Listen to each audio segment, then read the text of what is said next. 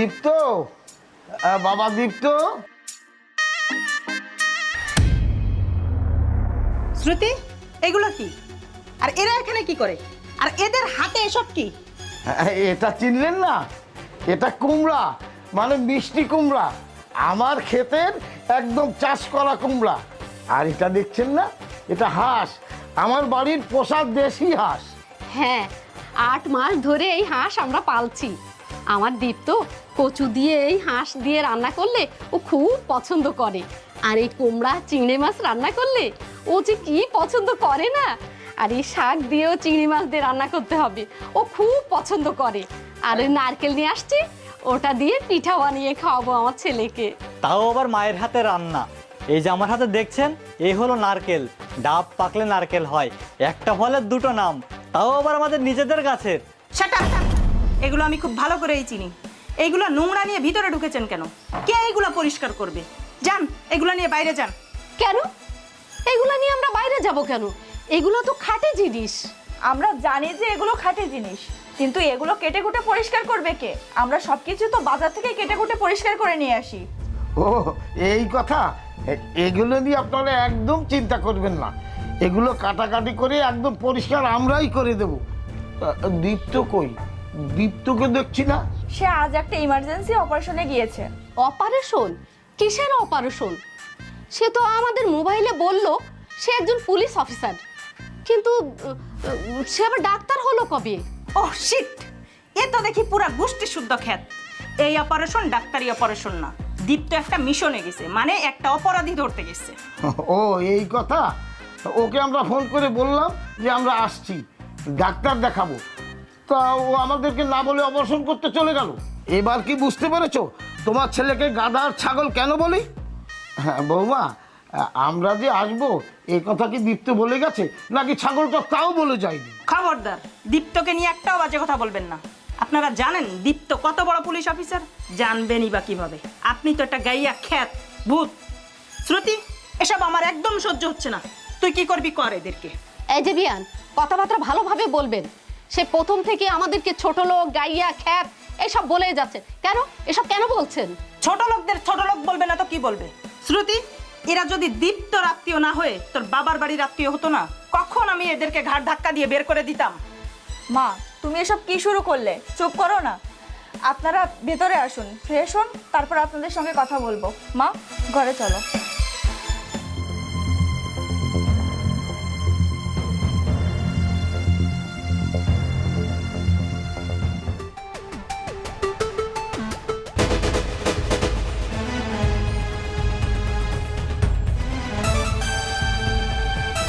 দেখেছিস, ওদের ভিতরে কোনো লজ্জা শরম নাই। ঘরে ঢুকে পারে নাই, সোফায় বসে আরাম করা শুরু করে দিয়েছে। মা, এসব কথা তো জোরে জোরে বলো না, দেয়ালেরও কান আছে। আর এসব কথা যদি দীপ্ত জানতে পারে তাহলে প্রবলেম হয়ে যাবে। তুমি শুনলে না দীপ্ত অপারেশনে যাওয়ার আগে কি বলে গেল? কি হয়েছে? তুমি এত টেনশন করছো কেন? তুমি হয়তো যাকে ফোন দিচ্ছ তার ফোনের হয়তো চার্জ শেষ। টেনশন করবো না, একটা অপারেশনে যেতে হবে। দেশের অনেক বড় একটা কুখ্যাত সন্ত্রাসী, ওকে ধরতে হবে। তোমার জায়গায় তুমি অন্য কাউকে যেতে বলো। আরে সেই চেষ্টাই তো করছি। আমার একটা কলিগকে বারবার ফোন দিচ্ছি, ফোনই ধরছে না। আবার এমন এক অফিসারের সাথে আমার ডিউটি, 10 মিনিটের মধ্যে 3 বার ফোন দিয়েছে। কি যে করব।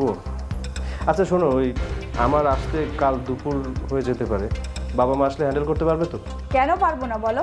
তারা তোমার বাবা মা। তোমার বাবা মা মানে আমার বাবা মা। আমি সুন্দর করে তাদের হ্যান্ডেল করে নিব। আচ্ছা তুমি একটু দেখো বাবা মার জন্য কোনো সমস্যা না হয়। আমি আসি। এই জন্য বলছি এই মুহূর্তে এসব রিস্ক নেওয়া যাবে না। কিন্তু আমার তো আর সহ্য হচ্ছে না।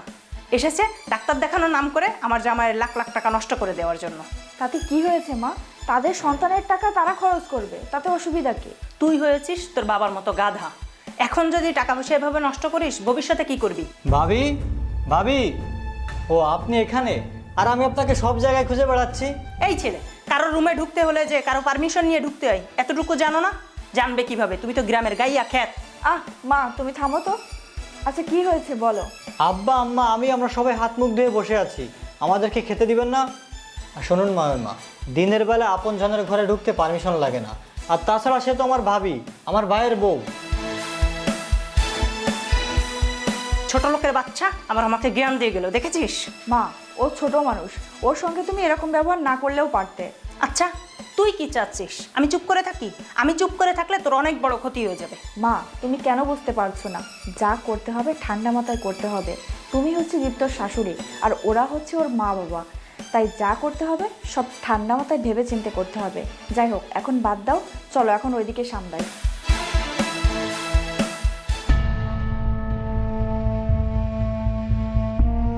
মা, মা, কই গেলে?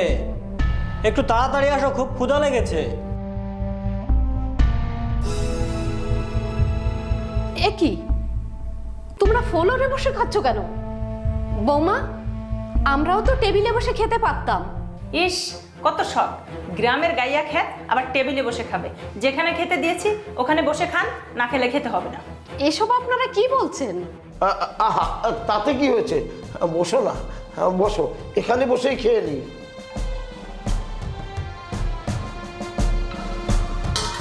বৌমা, তোমার শ্বশুরকে ভাত তরকারি বেড়ে দাও। কি কি বললেন আপনি? আমি ভাত তরকারি বেড়ে দিব? দিবে, তাতে অসুবিধা কি? উনি তো তোমার শ্বশুর। আমি কি দীপ্তর বাড়ির কাজের বুয়া নাকি যে আমি ভাত বেড়ে দিব? তার হাতে কি সমস্যা? সে নিজে বেড়ে খেতে পারছে না? শ্বশুরকে ভাত বেড়ে খাওয়ালে তাতে কাজের লোক হয়ে যায় না বৌমা? এত কথা আমি বলতে চাচ্ছি না, খেতে হলে আপনারা নিজেরা বেড়ে নিয়েই খান। আহা, তাতে কি হয়েছে? তুমি বেড়ে দেও না, আমরা খেয়ে নিচ্ছি।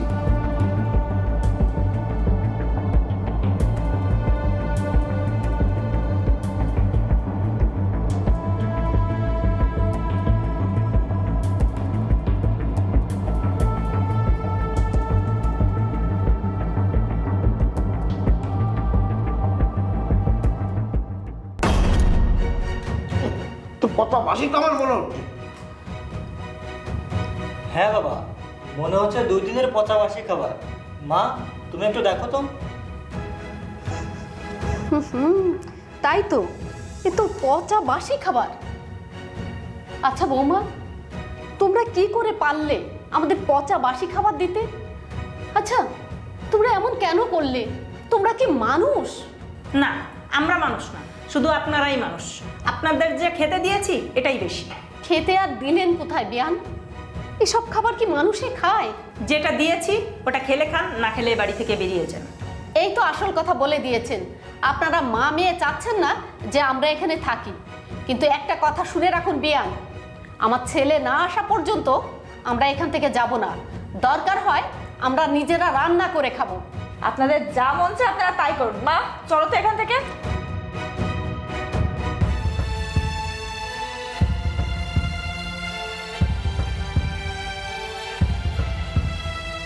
আরে কি বললি? কি 1 লাখ? এই 1 লাখ কোনো টাকার মধ্যে পড়লো নাকি? এই শোন, আমি আসি, তারপর দেখবো। কি হবে না? ঠিক আছে, তাহলে একটা কাজ কর, আমি ডিপুর ম্যানেজারকে বলে দিচ্ছি 1 লাখ টাকা নিয়ে নিস। রাখ রাখ। এই ছোট লোক গাইয়া, এত রাত্রে কিভাবে কথা বলছেন? এটা ভদ্রলোকের বাড়ি। সুপার উপরের পা উঠায় চিৎকার করে কথা বলছেন কেন? ভিতরে ন্যূনতম জ্ঞানবোধ নাই? মা, তুমি এভাবে চেঁচিয়ে কথা বলছো কেন? চিৎকার না করে কি কোনো উপায় আছে? তুই কাকে বিয়ে করেছিস? যার বাবা মা ভাই একটা গাইয়া খ্যাত, দেখবি এরা একদিন তোকে ধ্বংস করে দিবে। বেন, আপনি মনে হয় একটু বেশি কথা বলে ফেলছেন, একটু নমনীয় হয়ে কথা বলুন। এই চুপ করুন, কার সাথে কিভাবে কথা বলতে হয় সেটা আমি খুব ভালো করে জানি, আমাকে শেখাতে আসবেন না। বিয়ান, আপনারা সেই সকাল থেকে আমাদেরকে গাইয়া ছোট লোক বলে অপমান করে যাচ্ছেন, কিন্তু আপনারা এটা মাথায় রাখবেন যে আমরা কিন্তু দীপ্তর বাবা মা। বাবা মা হয়েছেন তো কি হয়েছে? মাথায় করে নিয়ে নাচবো? আপনার এখানে কোন মতলবে এসেছেন সেটা আমরা খুব ভালো করে জানি। ডাক্তার দেখানোর নাম করে আমার জামাইয়ের টাকা খসানোর ধান্দা, তাই না? দেখুন ভাই, দীপ তো আমাদের সন্তান, তার কাছ থেকে আমরা টাকা খসাই বা কি করি সেটা দেখার বিষয় আপনার নয়। আপনি শাশুড়ি, শাশুড়ির মতোই থাকবেন। ওরে বাবা, গাইয়াদের মুখে দেখি কথা ফুটেছে। এত অপমান করছি, তারপরে ভিতরে লজ্জাবোধ কিছু নাই? এরপরে এখানে কিভাবে বসে আছেন? সকাল হওয়ার আগেই তাহলে চলে যাবেন। জি না, এত সহজে আমরা এই বাড়ি থেকে যাচ্ছি না। আমাদের ছেলে বাড়ি আসবে, তার সঙ্গে আলোচনা করব, তারপর আমরা সিদ্ধান্ত নিব আমরা কবে এই বাড়ি থেকে যাব। আপনার কথা মতো তো আমরা যাব না। এই চলো, ঘরে চলো। ছোট লোকের বাচ্চাদের কত বড় সাহস আমার মুখের উপরে কথা বলে চলে গেল। আজকে রাতেই ওদের সবগুলারে দুধের ভিতরে বিষ মিশে সবগুলারে শেষ করে দিব। মা, তুমি তুমি এসব কি বলছো? তোমার কি মাথা ঠিক আছে? হ্যাঁ, আমি পাগল হয়ে গেছি, আমার মাথা ঠিক নেই। তুই একটা কিছু কর, না হলে কিন্তু আমি উল্টাপাল্টা কিছু করে ফেলবো। মা, তুমি এখন একটু ঠান্ডা হও। তুমি শুধু সকালটা হতে দাও, তারপরে ওদের বাড়ি থেকে কিভাবে বের করে দিতে হয় সেটা আমি ভাববো। তুমি মাথা ঠান্ডা করো, নাহলে তোমার প্রেশার ফল্ট করবে। চলো ঘুমাবে। চোরের বাচ্চা চোর, তুই আমাদের ঘর থেকে চুরি কেন করেছিস? আমার ঘরে বিশ্বাস করুন, আমি আপনার ঘরে ঢুকি। আমার চোরের মুখে বড় কথা, বড় বড় কথা বলে, চুরি করে আবার বড় কথা বলে। আরে আরে আরে কি বৌমা, বিয়ান, কি ব্যাপার? আপনারা আমার ছেলেকে মারছেন কেন? মারছি কেন বুঝতে পারছেন না? আপনার ছেলে আমার ঘর থেকে টাকা চুরি করেছে। অসম্ভব, আপনারা মিথ্যা বলছেন। আমার ছেলে কখনো চুরি করতে পারে না। আমরা কেন মিথ্যা কথা বলতে যাব? আমার মা যা বলেছে একদম ঠিক কথা বলেছে। আপনার ছেলে আমার মার ঘরে থেকে টাকা চুরি করেছে। বৌমা, মুখ সামলে কথা বলো। আমার ছেলেটাকে শুধু শুধু কেন চোর বানাচ্ছ? ওরে বাবা, চোরের মায়ের বড় গলা। ভালো ভালো বলছি টাকাগুলো দিয়ে দেন, না হলে কিন্তু। না হলে কি হবে বেয়ান সাহেব? কি হবে বুঝতে পারছেন না? ভালোই ভালোই আপনার ছেলেকে বলেন আমার টাকাটা দিয়ে দিতে। আমার ছেলে আপনাদের কত টাকা চুরি করেছে শুনি? 30,000 টাকা চুরি করেছে। এই নাও বৌমা, এখানে 50,000 টাকা আছে। আর তোমরা আমাদের সঙ্গে যে ব্যবহার শুরু করেছো তাতে বুঝতে পেরেছি তোমরা এই বাড়িতে আমাদের থাকতে দেবে না। ঠিক আছে, তবে মনে রেখো এর ফল অবশ্যই একদিন তোমরা পাবে। ওসমানের মা, আর এখানে নয়, চলে এসো।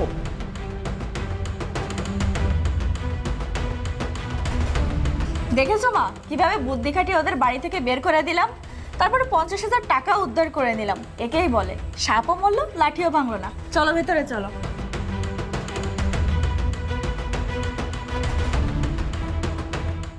মা, বাবা, ওসমান, কোথায় তোমরা? কি ব্যাপার, এত চিল্লাচিল্লি কেন করছো? চিল্লাপাল্লা করছি মানে? আমার বাবা মা কোথায়?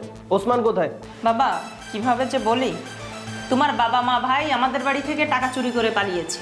আপনি প্লিজ চুপ থাকুন, আমাদের দুজনের মাঝে কোনো কথা বলবেন না। আমি কেন কথা বলবো না? আমি শ্রুতির মা, তোমার শাশুড়ি।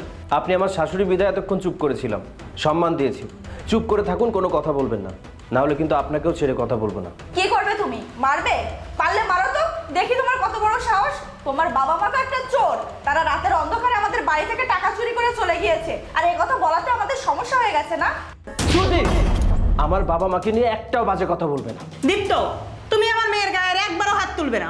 এই চুপ করুন, আমার বাবা মাকে নিয়ে যদি আপনিও কোনো কথা বলেন, আপনাকেও ছেড়ে কথা বলবো না। তোমার বাবা মা চুরি করতে পারবে আর আমরা বলতে পারবো না, এটা কেমন বিচার দীপ্ত? তোমার এই বাড়িতে আমরা আর থাকবো না। মা চলো। দাঁড়াও, কোথায় যাচ্ছ? যে খেলাটা তোমরা শুরু করেছো সেটা শেষ করে এখান থেকে যাবে, তার আগে নয়। খেলা মানে? তুমি কি বলছো? আমরা তো কিছুই বুঝতে পারছি না। বুঝতে পারছো না? একটু পরেই সবকিছু বুঝতে পারবে। বাবা মা, ভেতরে আসো।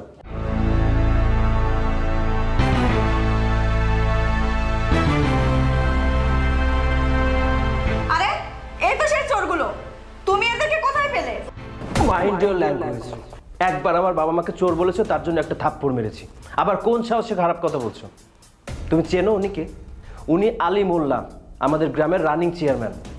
তাকে গ্রামের সবাই এক নামে চেনে। তুমি তাকে এই সামান্য 30,000 টাকার চুরির মিথ্যা অপবাদ দিয়ে বাড়ি থেকে বের করে দিলে। তুমি জানো যে 30,000 টাকার মিথ্যা চুরির অপবাদ দিয়ে তাকে বাড়ি থেকে বের করে দিয়েছো? এরকম হাজারো 30,000 টাকা সে প্রতিদিন গ্রামের গরিব দুঃখীদের মাঝে বিলিয়ে দেয়। তার কত সম্পত্তি আছে সে নিজেই জানে না, আর তুমি তাকে অপবাদ দিচ্ছ। কি বলছো বাবা তুমি এসব? তোমার বাবা মা যদি এতই ধনী হবে, এতই টাকা পয়সার মালিক হবে, তাহলে এসব পোশাকে কেন আসছে আমাদের বাড়িতে? আমি বলছি কেন আমরা এখানে এভাবে এসেছি।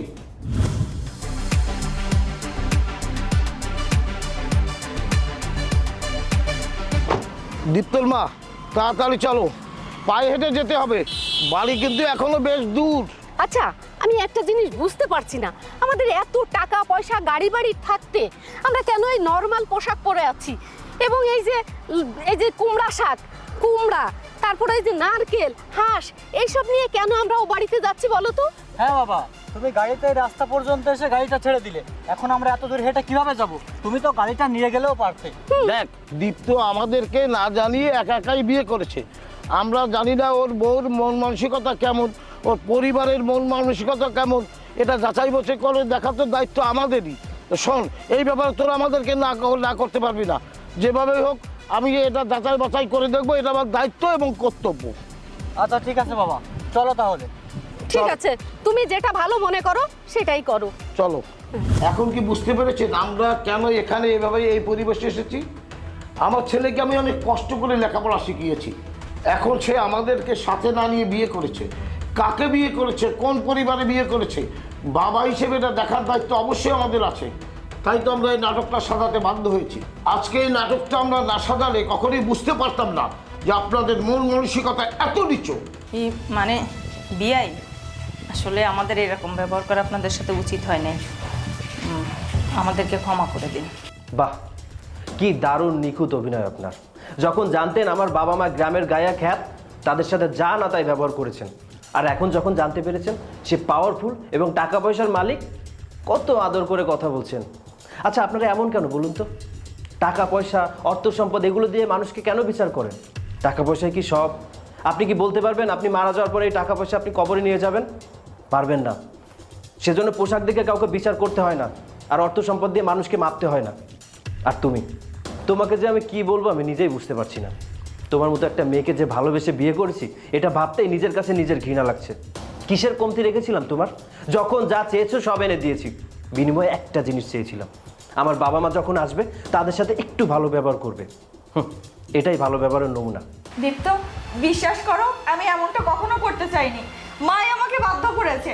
আমি বারবার মাকে বুঝিয়েছি, দেখো দীপ্তর যা কিছু আছে সব কিছুতেই তার বাবা মায়ের অধিকার আছে, কিন্তু মা কখনোই বোঝেনি, আমাকে দিয়ে ভুল পথে পরিচালনা করিয়েছে। বাবা মা, প্লিজ আপনারা আমাকে মাফ করে দিন। প্রত্যেকটা পদক্ষেপে আমার মা এইসব কাজ করতে আমাকে বাধ্য করেছে।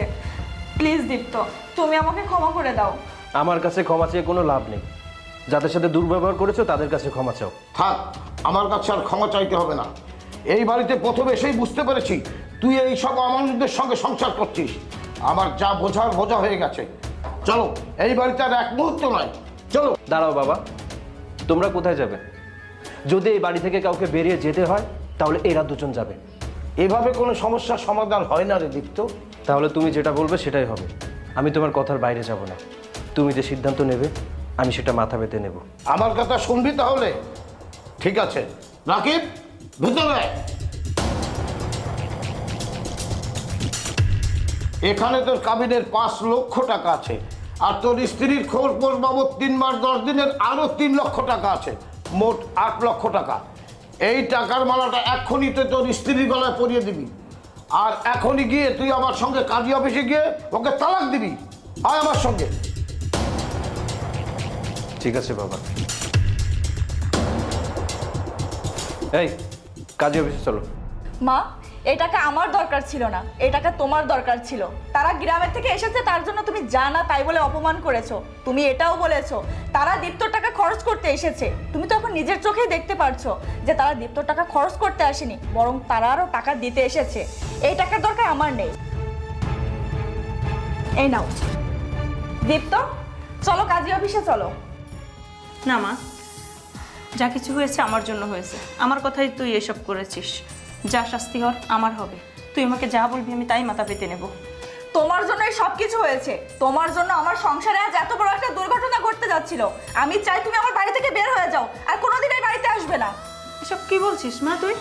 আমি যা বলেছি একদম ঠিক বলেছি। তুমি কি চাও আমি এই বাড়িতে থাকি? তুমি যদি চাও আমি এই বাড়িতে থাকি তাহলে তুমি এই মুহূর্তে বাড়ি থেকে বের হয়ে যাও, আর তুমি যদি বের না হয়ে যাও তাহলে আমি এই মুহূর্তে বাড়ি থেকে বের হয়ে যাচ্ছি। না মা, তুই থাক। যা অপরাধ করার আমি করেছি, আমি এখান থেকে চলে যাচ্ছি। সবাই আমাকে ক্ষমা করে দেবেন প্লিজ। দীপ্ত, তোমার কথা মতো আমি সব কিছু করতে প্রস্তুত। চলো। দাঁড়াও বৌমা, তুমি নিজে থেকে কিছু করনি এটা আমি বুঝতে পেরেছি, কিন্তু তুমি অপরাধ করেছো। এই ধরনের অপরাধ আর কখনোই করবে না। আমি তোমাকে মাফ করে দিয়েছি। না বাবা, তুমি ওকে মাফ করে দিলেও আমি ওকে মাফ করতে পারবো না, কারণ ও তোমাদের সাথে যে ব্যবহার করেছে সেটা মাফ করার অযোগ্য। দীপ্ত, তুই এসব কি বলছিস? তোর বাবার কথার অবাধ্য হচ্ছিস? হ্যাঁ মা, আজকে আমি অবাধ্য হতে বাধ্য হচ্ছি। আমি জীবনে কখনো বাবার কথার অবাধ্য হইনি, কিন্তু যাদের মধ্যে মনুষ্যত্ব নেই, বিবেক নেই, তাদের মধ্যে মনুষ্যত্ব আর বিবেক ফিরে আনতে গেলে মাঝে মাঝে অবাধ্য হতে হয়। তোমরা ওকে তোমাদের সাথে গ্রামে নিয়ে যাও, আদব কায়দা শেখাও। যদি কখনো মনে করো যে আদব কায়দা শিখতে পেরেছে আমার কাছে পাঠিও, তখন সংসার করবো, তার আগে নয়।